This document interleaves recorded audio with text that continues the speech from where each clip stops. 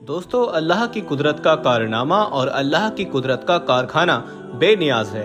वो हर किसी को सुनता है जो उस पर सच्चे दिल से ईमान रखता हो, वो उसकी भी सुनता है, और यहाँ तक कि जो उसको झुठलाते हैं वो उनको भी रिस्क अता करता है, जिंदगी अता करता है और उनकी जिंदगियों की हिफाजत भी करता है।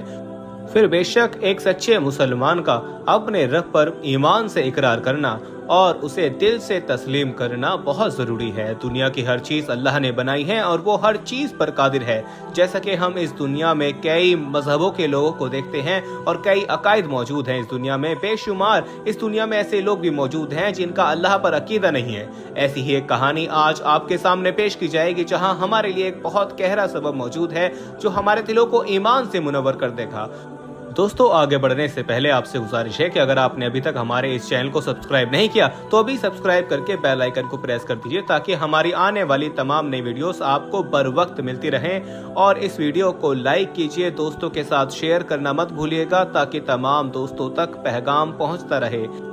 दोस्तों, ये किसी ज़माने की बात है कि एक शहर में एक काफिर रहा करता था जो कि अपनी जहानत की वजह से लोगों को बेहद मायूब करता था और वो लोगों में बेहद मशहूर भी था। उस काफिर की अहम बात ये थी कि वो इस्लाम और मुसलमानों के बहुत ही ज़्यादा खिलाफ था और अक्सर वो ऐसे बेहुदा सवालात करता और ऐसी ऐसी बात करता, यहाँ तक कि मुसलमानों को चैलेंज करता कि मेरे सवालों के जवाब दो, और फिर इस तरह से अपनी गलीज सोच से वो सबको नीचा दिखाने की कोशिश करता था। और यूं दोस्तों, उसे अपनी जहानत पर बेहद गरूर था और वो अक्सर तकब्बुर में आकर ऐसी गुस्ताखी और ऐसी बातें कर दिया करता जो आम हालात में कोई भी इंसान नहीं करता। एक दिन दोस्तों, उसने 3 ऐसे सवाल सोचे कि जिनका जवाब बड़े बड़े आलिमों के पास भी मौजूद ना था, और उसकी अकल का डंका एक बार फिर जोर से बजने लगा। दोस्तों, सवालात कुछ यूं थे। उस शख्स ने सवाल किया कि जब किसी ने अल्लाह को देखा नहीं तो वो कलमे में उसकी वहदानियत की गवाही क्यों देता है कि अल्लाह के सिवा कोई माबूद नहीं। उस शख्स ने दूसरा सवाल ये किया कि हर चीज़ पर अल्लाह कादिर है और जो कुछ भी होता है तो वो उसी की मर्जी से होता है, तो फिर किसी बुराई से या किसी बुरी बात से इंसान को क्यों कसूरवार ठहराया जाता है और क्यों इंसान को उसकी सज़ा दी जाएगी। उस शख्स ने तीसरा सवाल ये किया कि जब शैतान आग से बना है और अल्लाह ये बताता है कि उसे कयामत के दिन जहन्नम की आग में डाला जाएगा, तो उससे इसे क्या फर्क पड़ेगा? भला आग भी कभी किसी दूसरी आग को नुकसान पहुंचाती है? दोस्तों, इस तरह से उसने सवालात पेश किए, लेकिन कोई भी उसके सवालों को जवाब नहीं दे सका और कई दिन गुजर गए तो उस पर यह शख्स ज्यादा गरूर में आ गया कि उसने कहा कि मैंने ऐसे सवाल किए हैं जिसने तमाम मुसलमानों को लाजवाब कर दिया है। लेकिन दोस्तों, एक दिन ये काफिर किसी काम से शहर से बाहर गया और वो भी कुछ दूर ही गया था कि उसका गुजर एक दरवेश के पास से हुआ जो कि जमीन पर बैठे मिट्टी के 2-3 बड़े बड़े गोले बना रहे थे। जैसे ही वो काफिर उनके पास से गुजरा तो उन्होंने उसे अपने पास बुलाया। मियाँ रुको, मेरी बात तो सुनो। मैंने सुना है कि तुमने कोई 3 सवाल किए हैं जिसके कोई जवाब नहीं देता। जरा मुझे तो बताओ, तुम्हारे ये सवाल क्या हैं, तुम्हारी मंशा क्या है और तुम क्या पूछना चाहते हो? दोस्तों, ये सुनकर वो काफिर तकब्बुराना अंदाज में मुस्कुराया और कहने लगा कि जवाब मेरे इन सवालों के बड़े उलमाओं के पास तक मौजूद नहीं है, तो बाबा तुम्हारा क्या इल्म होगा और तुम्हारे पास क्या जवाब होंगे?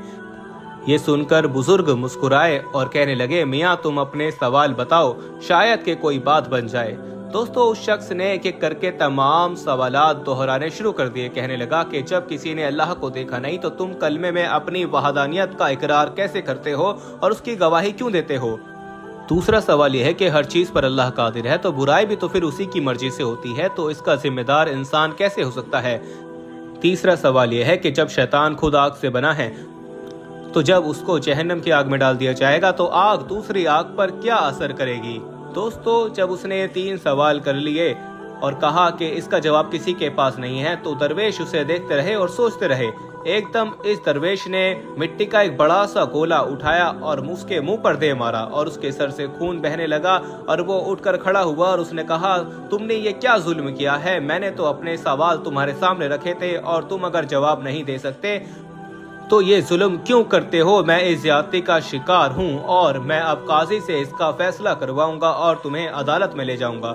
ये कहकर वो काजी के पास गया और अपना मुद्दा बयान कर दिया। उसके सर से खून बह रहा था, उसका बुरा हाल था। उस दरवेश बुजुर्ग को पेश किया गया اب قاضی نے پوچھا تو بزرگ نے کہا کہ میں نے اس کے سوالوں کا جواب دیا ہے، تو جو اس نے مجھ سے پوچھے تھے اور دعویٰ کیا تھا کہ کسی کے پاس اس کا جواب نہیں ہے، میں نے تو بس اس کے جواب دیا ہے، اور اب یہ بے وجہ مجھ پر الزام لگاتا ہے۔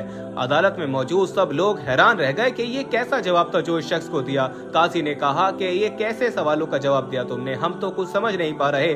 تو بزرگ نے کہا کہ اس نے پہلا سوال کیا کہ جب اللہ دکھائی نہیں دیتا تو کیسے ہم اس کی موجودگی کی گواہی دیتے ہیں؟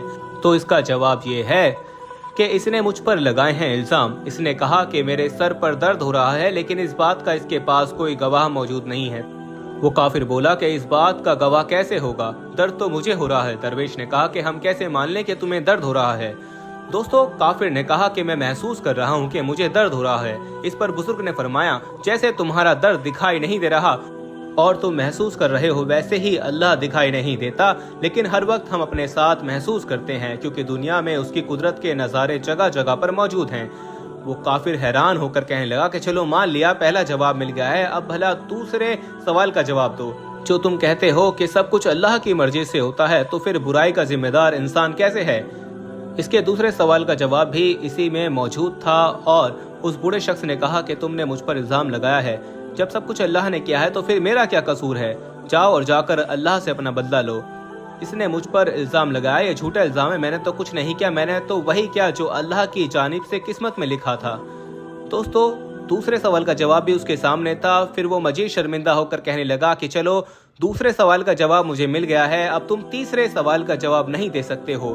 وہ بزرگ بولے، تمہارا تیسرا سوال یہ ہے کہ جب شیطان آگ سے بنا ہے اور جب وہ جہنم کی آگ میں پھینک دیا جائے گا تو پھر اس پر آگ کیا اثر کرے گی؟ تو تم مجھے یہ بتاؤ کہ جب تم مٹی کے بنے ہو اور میں نے مٹی کا ہی ایک گولا تمہارے سر پر مارا ہے اور تمہیں چوٹ لگی ہے، تو بتاؤ یہ بھلا اس نے تم پر کیا اثر کیا ہے؟ بزرگ نے کہا کہ بالکل ٹھیک، جس طرح تم مٹی سے بنے اور مٹی کے گولے سے ہی زخمی ہو، اسی طرح شیطان آگ سے بنا ہے اور اس پر آگ کا اثر ہوگا۔ پھر تمہیں اس کا اثر نہیں ہونا چاہیے تھا اگر تمہارا یہ مطالبہ ہے تو۔ دوستو، اس بزرگ نے کہا، جس طرح تم مٹی سے بنے ہو اور اس مٹی کے گولے سے ہی تم زخمی ہوئے ہو، اسی طرح شیطان آگ سے بنا ہے اور اسی طرح اسے قیامت کے دن جہنم کی آگ میں جلا دیا جائے گا۔ اس طرح وہ کافر حیران رہ گیا اور اس کی تمام حکمت لاجواب ہو گئی۔ کافر نے فوراً توبہ کی اور ایمان لے آیا۔ ہمارے پاس بہت سارے ای میلز اور میسج آ رہے تھے کہ ہمیں شوگر کی دوائی بتائیے، تو اگر آپ کو شوگر کی بیماری ہے یا دھات کی بیماری ہے یا مردانہ طاقت سے ریلیٹڈ کوئی بھی بیماری ہے تو ہمارے پاس ان سب بیماریوں کی دوائی موجود ہے، جس سے آپ کی بیماری گارنٹی سے جڑ سے ختم ہو جائے گی۔ آپ کو صرف یہ دوائی ایک بار ہی منگانی ہوگی، ایک بار سے ہی آپ کی دوائی سے آپ کی جو بیماری ہے وہ جڑ سے ختم ہو جائے گی انشاءاللہ۔ ہمارے جو عالم ہیں انہوں نے اس دوائی پر پڑھائی کی ہے، وظائف کی ہیں، تو اگر آپ دوائی منگوانا چاہتے ہیں تو ہم کوریئر سے آپ کے پاس دوائی بھیج دیں گے۔ دوائی کے پرائس بھی زیادہ ہائی نہیں ہیں۔ دوائی منگوانے کے لیے آپ اسکرین پر دیے گئے نمبر پر واٹس ایپ کر کے دوائی آرڈر کر سکتے ہیں، اور زیادہ جانکاری کے لیے آپ واٹس ایپ پر میسج کریں۔